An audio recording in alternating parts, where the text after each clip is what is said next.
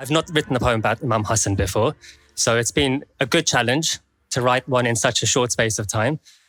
Finished it on the way here, actually, so inshallah, you enjoy.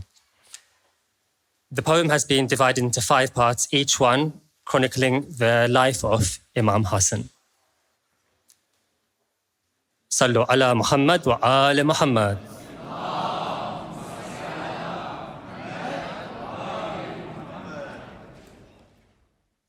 Bismillahir Rahmanir Rahim.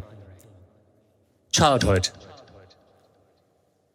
This is for the one who was named by Allah, trained under the gaze of his mother Zahra, ingrained with the haqq of Haydar-e-Karrar. This is for the one named Mujtaba. He was known as the son of Rasul, meaning he was the branch and Muhammad the root. His birth a result of combining 2 noors. The first voice that he ever heard was the Prophet's. There's no glory more than this. And for a long time in Medina, Hassan lived in bliss.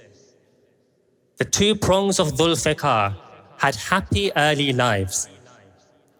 Princes in this world and masters of paradise. The love of them was love of Nabi, and hatred was the same. They spent their days on their grandfather's back, but this would all soon change. Tragedy. This is for a child and the horrors he saw. This is for his mother's cheek and the mark that it bore. For how his father was dragged on the floor, for the nail that was pushed and the skin that it tore, for the blood that was left all over the door, for the cries and the cries for the child that she bore. This is for the tears. For the sound of the slap that rung in his ears, for the smoke that hung in his lungs after years, for Fadak, Sakifa, Muhsin, and Zahra. Don't mention those names because even the son of Haydar also feels pain. Imamat. This is for the one they call a Sibt. He is an Imam whether he stands or sits. He is our Imam, whether he stands or sits. He sat and twice gave away all his wealth, stood and in battle's bed all his strength. This is for the one who knelt before God, but stood up to tyrants. Tyrants who showed the evil with every word that they spoke, with how they treated those who were under the cloak. When Rasul said, love Hassan, they didn't take note, breaking every rule of the treaty they wrote. Yet Hassan kept our religion afloat. With just a pen, he ensured their palaces broke. Death. His skin turns yellow as the poison embeds. A river of patience, from it a liver they dredged. But sadly, that's not where this story will end. A quiver of arrows into his coffin they wedged. Hassan lacked courage is what they allege. So we remind them of Jamal so they never forget that in the heart of Hassan, the word courage is etched. Courage is etched, and within the fabric of Islam, Mujtaba's name is meshed. Now there lies a body that gave and gave, dormant the heart that loved scholars and slaves. Take my hand and show me his grave. Show me the gold. Show me the dome. Others lie next to his grandfather, they've made it their home. One of their daughters comes out, on a donkey she rode. A simple request she opposed, from a man who angels adorned, from whom you need ask once and nevermore. So this is for the one who was oppressed before his death and forevermore. Legacy. Qasim. You heard Hussein's sermons and wished to fight, but your uncle didn't burden you. You were the image of his brother, that's the certain truth. And he wasn't ready to be losing you, until you gave him a letter and he saw you were purposeful. The tent opened and the curtain drew, and each person thought, has Hassan returned as a turbaned youth? You fought like your father, but they couldn't handle that. They came at you, but you battled back. And only when you turned your back to them to fix your sandal strap did they come attack. First on foot, then on saddleback. The horses came forth and trampled back, causing a scramble that left you with tangled limbs and a mangled back. Isn't it funny how something that causes so much pain also tastes like honey? And isn't it funny how they started a fire that burnt tents but ignited hearts? Coronary works of art. We Shia have been set far apart from our ordinary counterparts. Our minds ablaze, alams raised, love Hassan always.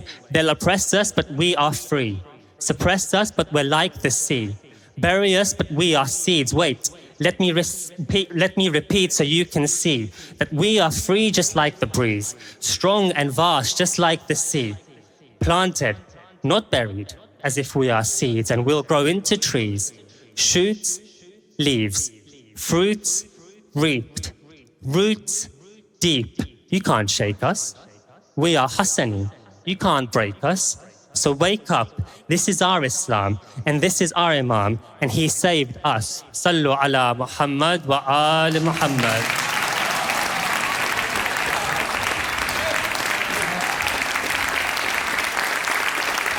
Standing ovation. Written only today. And you get a standing ovation from the audience and the judges. How do you feel? Alhamdulillah. Alhamdulillah. Inshallah you impressed Allah subhanahu wa ta'ala, which was the main aim. Inshallah. Inshallah. Thank you so much. No problem at all. I think I've done quite well.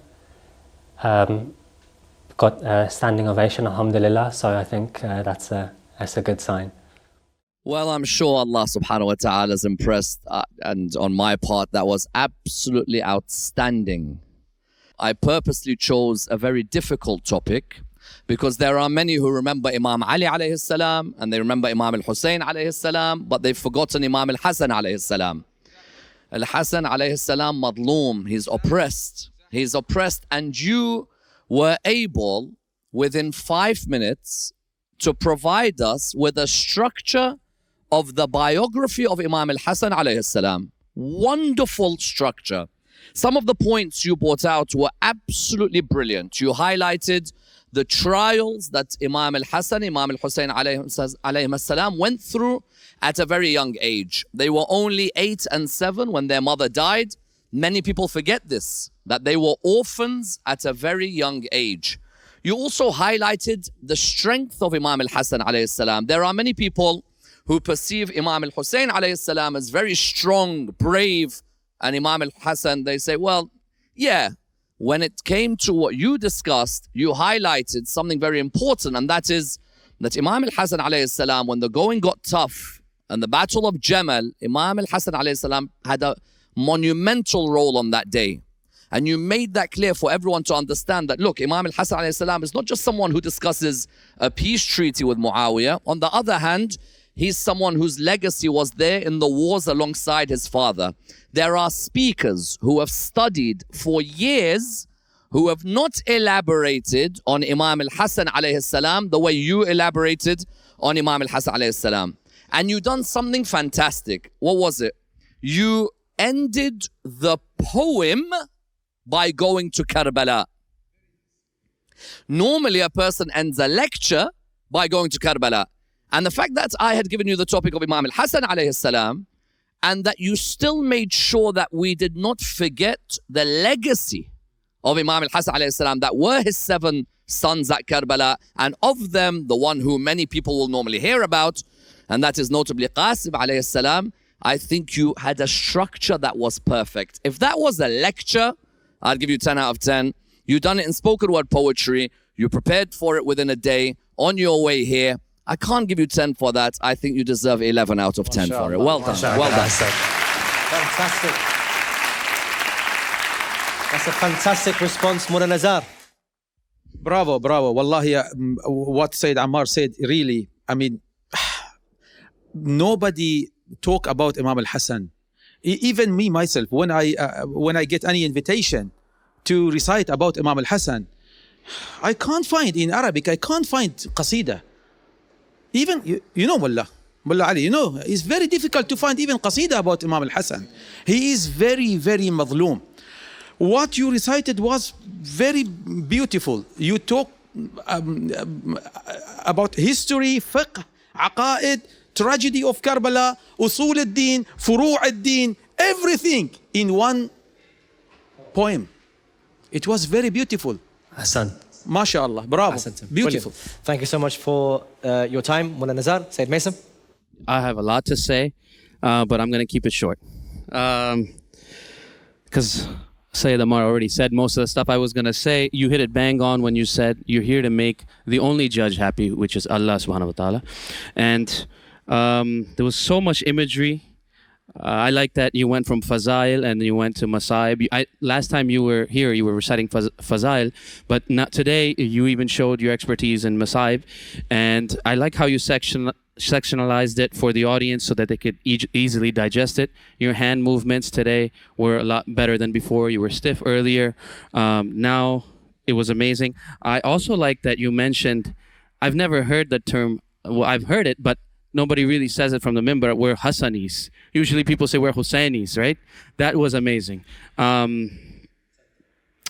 liked how you linked Imam Hassan's legacy to Hazrat Qasim alayhi salam. I think you've done phenomenal today. I also wanted to just include, and I'm going really fast just so I say everything within my 1 minute. You make me, I haven't done an English Latmiya yet, English Noha yet, and you make me want to do that now with your poetry. Right. Okay, yeah. Ahsantum, Sayyid Mason. Brilliant. Sayyid Jalal. Mohammad, Abbas, Jaffer, beautiful poetry. I appreciate the time that in this time you did this poetry. So there are many positive points our judges they mentioned, but I just mentioned some points because it's for your benefit. Number one, you read poetry as it is a text. It's like a message you are just going to convey to viewers. We want to digest the words. It's not a matter of the second language, the first language. When you say, for example, love, you have to show love. When you say, for example, we share strong, you have to show the strength in you, the word is strong. And when you say, for example, love Hassan always, you have to show it. Another thing which I have noted here for you, even when it is sad, you have to show your sadness with your voice. You have to work a little bit with your voice. For example, I don't want to mention, I have done poetry in Spanish language. I want to read it, just this part for you. You see, I don't say that it's emotional. It's for my country. Aunque no puedo llegarme a la tierra santa de amor, quiero salirme de este mundo y te digo, adiós, adiós. What does it say? It says that you want to say goodbye to your country. You say, although I can't reach to my saint country, but I dedicate all of my life to you and I say goodbye, goodbye. So you have to show the emotion with your words. And overall, mashallah, perfect. You were a little bit in a hurry. And that's a brilliant way to conclude the feedback from the judges. Anything final you want to say to the judges? No, just thank you to the judges, thank you to the audience, thank you for the topic. I've got poem Imam Hassan now. Brilliant, brilliant. Hassan. Well, that's the feedback done from the judges. Thank you so much for your time, Mohammad Thank you Abbas very Jaffer. Best of luck for the next round. I'm alone, I'm in pain, I want to heal. Well done, Mohammad, mashallah. You put us to tears back here. How do you feel? Good, good, yeah. You had a standing ovation. Yeah, second time. Yeah. Alhamdulillah. I don't know if that sounds really arrogant. So, that was amazing. Just the way that you wrote and you broke it down, especially when you kept on flowing and you stopped and you started using singular words to break away from the actual flow. That is an art. I was nervous because obviously it's hot off the press. I've just done it, so I could probably refine it more. But alhamdulillah for the reaction. Given that you only had one day and you just wrote it, honestly, that is literally, as I said, I want 11 out of 10. Have you done enough to get through? I hope so.